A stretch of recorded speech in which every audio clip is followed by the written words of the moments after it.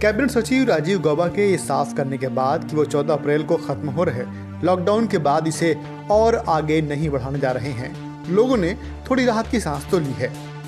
इस ऐलान के बाद दिल्ली के मुख्यमंत्री अरविंद केजरीवाल ने कहा कि लॉकडाउन के दौरान दिल्ली में प्रवासी मजदूरों के आवागमन को रोकने के लिए दिल्ली की सीमा पर गश्त बढ़ा दी गई है।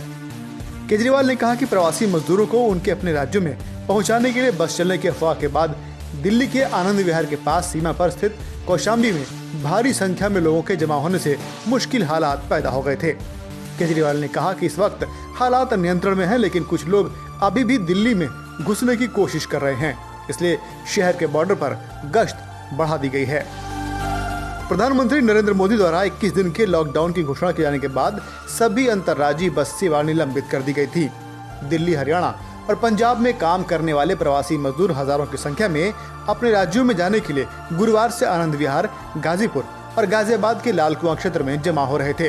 केजरीवाल ने कहा कि समय अपने घर पर रहना ही देशभक्ति है और अफवाहों पर ध्यान न दें। राशन की दिक्कत को देखते हुए केजरीवाल सरकार ने थोड़ी राहत देते हुए ऐलान किया कि जिनके पास राशन कार्ड नहीं है उन्हें भी दिल्ली सरकार राशन देगी। इस वक्त राशन की जमाखोरी की खबरें भी हैं। ऐसे जमाखोरों को चेतावनी देते हुए केजरीवाल ने कहा कि जो राशन डीलर लोगों का राशन चुरा रहे हैं, हम उनके खिलाफ कड़ी कार्रवाई सुनिश्चित करेंगे। कई जगह से ये सुनने में आ रहा है कि जिन लोगों के पास राशन कार्ड है उनको तो राशन मिल रहा है, जिनके पास राशन कार्ड नहीं है वो लोग कह रहे हैं कि हमें भी राशन दिलवाया जाए।